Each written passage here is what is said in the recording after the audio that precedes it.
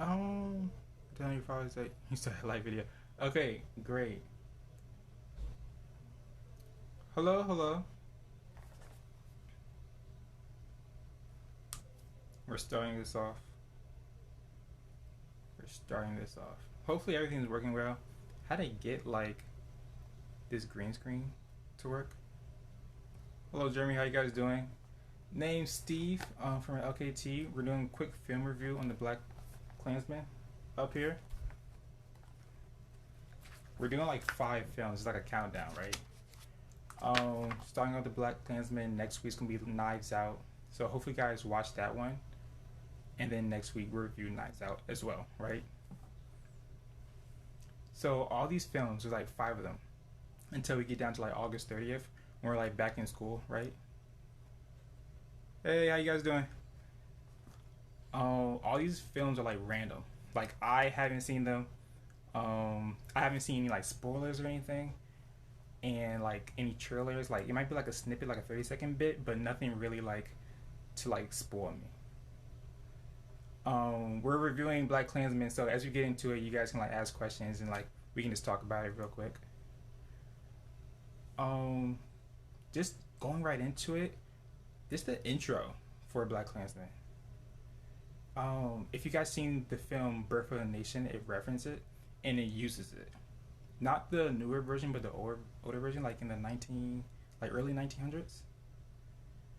Like that is used throughout the whole entirety of the film. So we have like the scientist very in the beginning, like Alec Baldwin, like that's the actual like person who's playing the scientist, and he's using like these terms to talk about basically black people and how that they're lesser than white people throughout the film, and that's in conjunction to the film Birth of a Nation, right?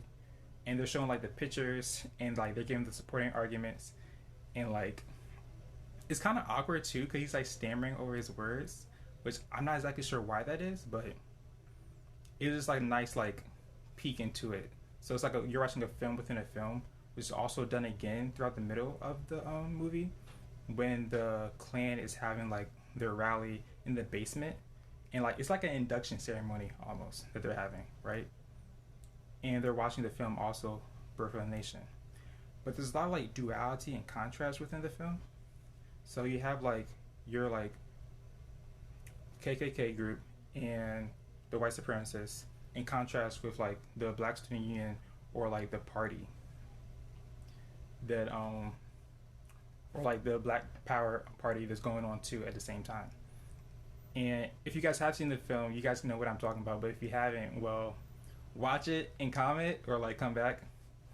But the duality between both groups and how like they're chanting for like Black Power and then they're chanting for like white power, and the like BSU during like the middle of the film is talking about Jesse and how like he was like wrongly accused of raping a white woman, and like how he like got like a 4-minute court trial, then dragged out and like castrated and like basically burned alive. And then that is also in contrast with the film Birth of a Nation, and like literally like from like L cuts and J cuts, right? They're used like so beautifully. Like the audio from like Birth of a Nation or like the visuals from Birth of a Nation are like played over like the older gentleman who's speaking at the BSU meeting, and like it just shows like what really is and what isn't. And so like that's just like it's a period piece. Like the film BlacKkKlansman is based off a true story, so it really grounds it for me at least. So like you see that like, oh, this is like the narrative they choose versus like what actually happened, right? But throughout the whole film we follow Ron, which is like the main character, and like he portrays a white man through his voice, but his like cop buddy, who I forget his name, but I'm gonna call him Kylo Ren because it's Kylo Ren. So his cop buddy Kylo Ren actually plays like the physical embodiment of the character Ron that he's portraying to get inside the Ku Klux Klan, right? And just Ron is like his arc is really like they develop it, but it's not at least thorough enough for me. Where like he's like naive in the beginning about like how white people or like white supremacists are coming into power and maybe to like the presidency or over office. versus like what actually like might happen in his head. And then his character like develops in that sense of going from like, oh, this couldn't happen, to like it probably really is happening, especially during the end of the film with the C4 or like the bomb attack that gets placed, which we'll like touch on later a little bit. But so Kylo Ren's character, that's what we're calling him right now, for because I forgot his actual name, the cop buddy. He's Jewish, and so like you have the conflict within his character arc development too, where like he doesn't really have a dog in the fight. He does because he's Jewish, but at the same time, like they talk about the concept of passing, and so like he never really viewed himself as like Jewish, which I was like thinking about how like most, I guess, current like millennials and like Gen X probably don't really think about like their heritage or like their cultural background too much. Like it's just easy just to be American. That like he never viewed himself as like a Jew per se. He was just like a kid growing up in America, and he never really thought about it. So like the whole concept of passing is touched upon with that, and that relates to us because like if you're in high school or like you're in college and like you're just living life and you're not really like caring. You're like, oh, these like big like things that are happening, like that are political, thrown around, like you don't really like fully like want to understand that, or you do understand that, or like you just don't care really. I don't know. And so I feel like for that concept to be brought out in the film, I was like, oh, that's kind of neat, So it is a period piece. It takes place in the early like 70s, like 72, but the actual, I guess, story is take place later, like in 78. I do like how the film gets grounded with the character of like Ron and like David Duke. There's a clip at the end of the film, and they show like the actual David Duke, like the actual Grand Wizard of like the KKK, and he's talking about like politics and like white supremacy and like Trump and all this other stuff. And I was like, that's interesting. It's just like the time, and it was like 2017. That's like 4 years ago. So like, oftentimes with period pieces, you think that this is like far out, like, oh, the 30s, the 50s, like this isn't like relevant today, but like literally 2017, like 4 years ago, like honestly, like I don't even count 2020. 3 years ago.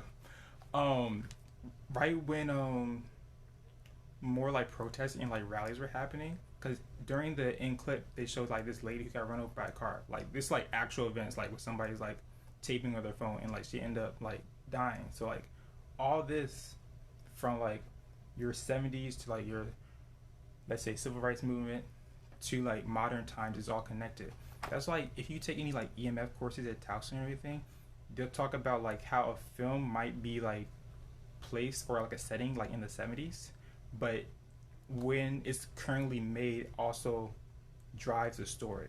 So like when Spike Lee was making this film, this was like in modern like 2016 era, during like you can say almost like a hostile environment, and like you still have like movements going on. So it's still like our current culture basically still impacts films that are being made, even about like past references, like what happened with Ron's story in like the 70s and how he went undercover. It is our take on it, our spin on it. Okay, it is a dramatization at the end of the day, like, and you can see that from how everything isn't really accurate sometimes, but they just like they want to make you like the film, like they want to make people watch it. It can't be like a documentary and be like super boring. So it's dramatized for like the audience as well, which you can tell by like the end of the film when the lady to like the KKK member places the bomb by Patrice's car, I believe, in order to like basically kill them off because they just don't like them. But it backfires when the convenient antagonists or quote unquote bad people die instead. I just thought to myself, it's like, really convenient. Like films like period pieces, they want you to feel good too. So they're like feel good moments to be like, oh, it's not really that bad, even though they like heaped on all this like knowledge upon you to be like, hey, this how it was and this how it is, but you can still get through it. So like I like that they try to balance like the humor with the actual aspect of like reality with it, even with the beats when they're on the phone, like the phone conversations with Ron and the Grand Duke. His name is David Duke. Yeah, and how like David Duke can tell an actual white man versus an actual black man through like his how they talk and how they like roll their R's, and that gets disproven at the end of the film when Ron does like this his like accent and like impersonates what David thinks is like a black stereotypical accent. Um, so throughout like the whole entire film, like the musical beats, they're good. Cinematography, nothing like really. No, not even in the very beginning. I love the uses like of like the almost like silhouette faces, but it was more of headshots during like the the first like the Black Student Union meeting, and like they were showing like people's faces, and like they're like Afro hair, like that was like really cool to me, like cinematography wise, like because like I forget his name, but the speaker they invited to the BSU meeting when he was talking, they just like overlaid the faces with it, and I thought that was like really interesting as far as like a technique. And also shout out to Spike Lee for his consistency with like the dolly shots. If you watch his older film called Do the Right Thing, he still uses dolly. Like every director or auteur has their own like niche, and so Spike Lee and dollies kind of go hand in hand, just like Michael Bay and like his wide pans in action films kind of go hand in hand, right? So at the very end of the film, Ron and Patrice, there's like a knock on the door, and they have their guns drawn because they just finished dealing with the KKK. So they're on their like, they're kind of like cautious, and they approach the door. And they don't show them opening it. They just have their guns drawn, and there's just like this long dolly shot that happens, and I was like, wow, that's like, it like punches you in and like takes you back, and I was like, that's like really nice. Like it like makes you like feel like kind of weird because they don't tell you what's happening. Like you don't know whether like it's a good person on the other side of the door or a bad person. It just cuts to that dolly shot and like that's it. And then it cuts to the clip of the 2017 basically like rally that's happening in like America. I think it's in Virginia. Yeah. So they touched on like a lot of things, like how the FBI didn't get involved, but they were there and they were watching. And they touched on let me see. I got some notes right here just in case. Yeah, the beats and how they use the laugh in Birth of the Nation. And the one thing I didn't like, I guess, fully understand was how, let's say, how the KKK disliked Jews. Like I understand, like in Germany, like World War II, they disliked them, but how American like KKK disliked them, I was like, I was taken aback because I knew that you didn't like black people, but American, like in the 70s, like not World War II, like in the 70s, like almost 80s, because it happened, like the actual story happened in like 78, even though the film takes place in 72. They didn't like Jews. And I was like, that's interesting. But now, like full circle, relating it back to like modern times, we have the Olympics going on. Shout out to everyone doing the Olympics things. And go back to like Jesse Owens when he was in the Olympics and how like Hitler was like, oh, only like white Aryan, like superior, like the best of the best are like gonna win like these events and blow everyone out, which was not the case because Jesse Owens, who was black, ended up winning, and like Jews end up winning other like events too. So like just that dynamic of like, KKK members align with Nazi Germany. I guess I never really thought about that dynamic though. Yeah. So that was like very interesting to me when Kylo Ren, I'm calling him that, was like going back and forth with the other character. Especially like for like the lie detector test during that part, and like Ryan had to come out and like help him and be like, oh, let me conveniently throw this plant to distract you away. All this other stuff. So overall, I do recommend this film. You should watch it just for like, a little nice history lesson, but also a nice like feel good parts of it, and it does have some funny moments. and I like the acting. Like it didn't take me out of it at all. So like very very well done. And the cinematography, there are some like crazy text and like crazy shots that made you go like. It didn't take me out of the film, but it made me like look at the film like whoa, like it took me aback, and I was like, that's that's different. So overall, you should watch it. So winding down, I don't think anyone has any questions or statements that we can get into. But thanks for joining, everyone. I do appreciate it. Next week, Sunday, we have Knives Out, which we'll be reviewing. Watch that film. I still haven't seen any of these films, so it'll be my first time watching it. First, like, take, first opinion. You guys get it here. Also, fun fact, this week coming up, kind of off topic, tax-free week.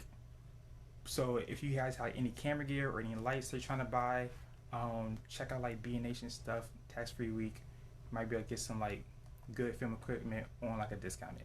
Okay. So thank you, appreciate it. You guys take care. See you next Sunday. And I'm Steve from LKT, and I see you guys next time as I figure out how to close this. Interesting. Interesting.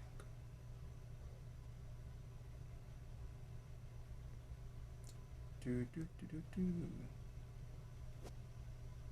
All right. Take care.